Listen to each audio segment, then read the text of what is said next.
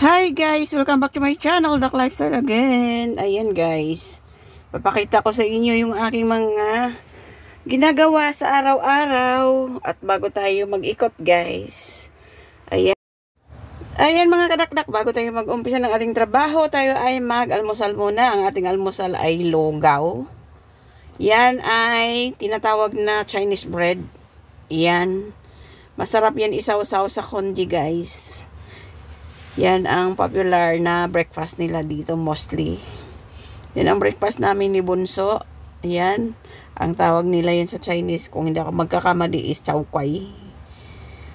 Ayan, tsaka congee. Yan lang ang aming breakfast ngayong umaga. Samahan nyo kami guys. At ang aking alaga ay nasa harap ko. Pero syempre, ako lang ang kukunan ko, diba? Para naman sa aking video yan. Ayan guys, bago mag-umpisa ang aking video guys, mega love shout out sa lahat. Mega love shout out to all my members, viewers, subscribers, at sa lahat ng nandyan sa premiere ko, mega love shout out sa inyo guys. Ayan mga kadakdak, dito kakain muna tayo bago tayo mag-market at mag-ikot-ikot dun sa labas. Pero hindi ko na ipapakita yung aking pag-marketing kasi lagi na lang market diba? Yung paglalakad lang at aking mga araw-araw na mga ginagawa pagkatapos kong kumain dito guys. Ayan, samahan nyo na ako guys. At kakain na tayo ng ating masarap na breakfast ngayong umaga. Ayan. That's it guys. Keep watching and thank you so much. Ito lang guys ang gagawin nyo para masarap ang pagkain nyo nito. Itong tinapay isasawsaw natin dito sa ating congee at ating kakakainin guys. Ayan. Yan yung technique dyan para sumarap. Kasi yung tinapay na yan guys, super sarap. Kung sa Pilipinas ay yung tinatawag nila, ano ba yan? Yung piniprito. Ayan. Pero ano yan guys, masarap talaga ang lasa niyan pag sinasawsaw sa congee. Ang congee namin guys ay simple lang. Nilagyan ko lang siya ng egg. Tsaka siyempre yung panglasa. Ayan lang. Ayun. That's it guys. Ayan mga kadakdak. Kain na tayo. Samahan nyo ako. Let's go!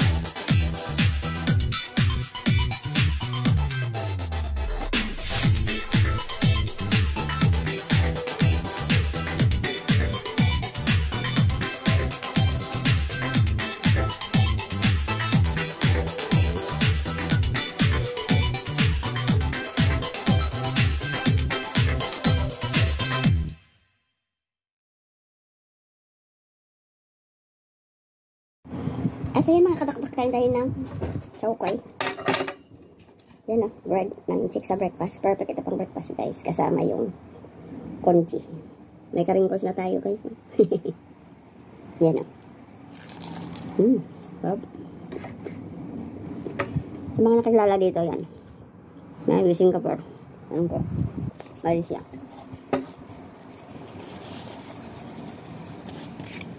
Perfect pang breakfast guys. Kasama yung congee.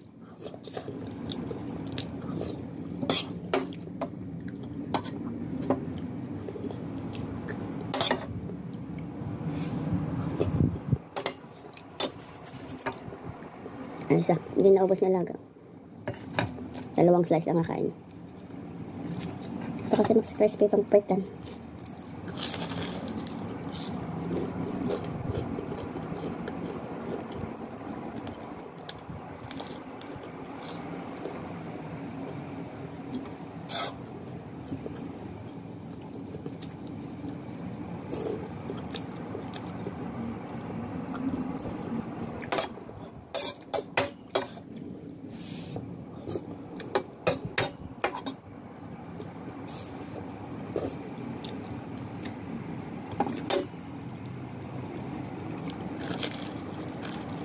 Pero masarap na isaw-saw guys sa congee. Ganyan.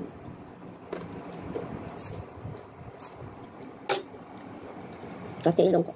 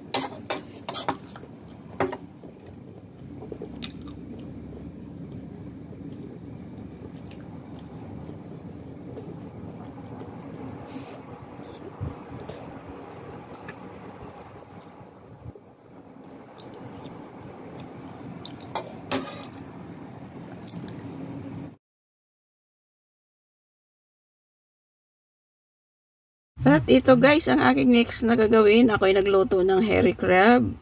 At sila ay kakain ng dinner. Kaya itong kakainin nila habang kumakain sila ng dinner guys. Kasi yan ay kakakainin lang nila ng puro. Kaya kumakain muna sila ng dinner. At ako ay dito na sa kitchen guys. At luto na yung aking hairy crab. Ayan. Bago natin yan iserve guys, alisin natin yung mga tali kasi niluto natin na may tali guys, kasi pag kunin natin yung tali na bago natin iluto guys, mga buhay siya, baka mamaya maglalakad yan. Joke. Yan guys, ang paggagawa lang ng pag-steam niya ng hairy crab ay brushan ko lang yan ng malinis na maigi, linisin ng maigi, tapos laglagyan ko siya yung parang dried leaves sa baba. Tapos isa-isahin ko silang i-arrange, tapos i-steam lang siya ng 20 minutes. And then after 20 minutes, done na guys. Ayan. At yan lang ang pagluluto nila yan guys. At naka-ready na yung aking sauce dyan na luya, shredded na ginger, tsaka brown sugar, washed sugar, tsaka vinegar. At ayan na guys, tapos na ako kinukuha yung mga kanyang mga tali. At yan na naman ay bubukain ko yan guys, pero hindi ko na ipapakita sa inyo. Kasi si ma'am hindi marunong magbukas daw.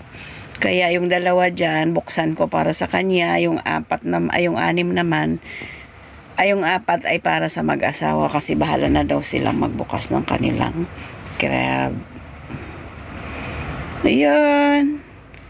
Ganyan na guys, kasarap yan. Sasaw-saw lang nila yan sa soy sauce, ayos na yan guys. Pero patapos na sila kumain. Ang aking luto doon ay roast pork, plain vegetables, tsaka eggplant na tinorta ko guys. Ayun. Yan na yung ating hairy crab guys.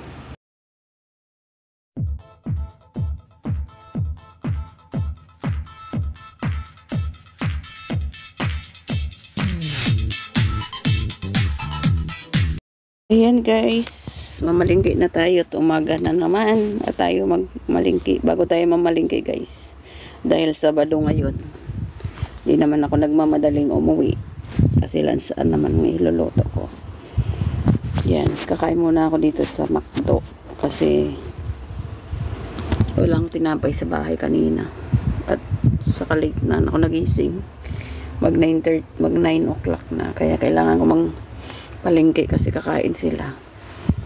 Kaya, yan. Bago ako mag-market, dumaan na lang muna ako dito. Yan yung aking. Ayan guys, ito yung aking order, pancake, tsaka yung hash brown. Yan. Ganyan yung aking mga daily routine sa araw-araw. At ito naman sa aking everyday life ko guys. Yan ang aking buhay dito sa Hong Kong. Na araw-araw na lang inuulit natin yung ating mga ginagawa. Ayan. Pagkatapos ko mag-breakfast yan guys, diretso na naman ako sa palengke. Pero hindi ko na siya ngayon, pauwi na ako sa bahay guys. Dito ako dadaan sa park. At ayan, may nakita ako magagandang bulaklak. Ayan yung ating pinagdadaanan. Ang magagandang roses. Ayan o.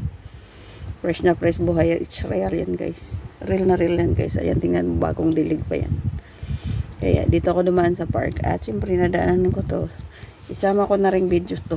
Para may papakita din ako sa inyo kagandahan dito sa Hong Kong. Ayan yung mga bulaklak dito guys sa Hong Kong. Kaya yan o. Real na real yan guys. Hindi yan plastic. Kasi kung nakikita nyo ay kadidilig lang. Ayan o. Napakagandang bulaklak ito guys. Ayan. Diba? Napakaganda siya. 3 klaseng roses guys. 3 kinds of roses guys. It's so beautiful. Ayan mga kadakdak ang aking ipapakita sa inyo ngayon. Diba? Napakaganda. Assorted videos ang ating ipapakita sa inyo. Para masaya kayo. Ayan. Ang next, manghuli tayo ng ibon. Ayan, panda tree. The other twin is here. It's nice to hear the birds sounds of the bird. And the other one is over here also. Again. Ganda sila oh. Bumaba na ang mga birds. Nice bird. Other 2 birds is over. Ayan na. Tumalo na rin. Atat na sila dun. Yan na. Nice shit. Up 4 birds na. Bumaba na sila lahat. Naramdaman nila sigurong picturean. And then nice, beautiful flowers here.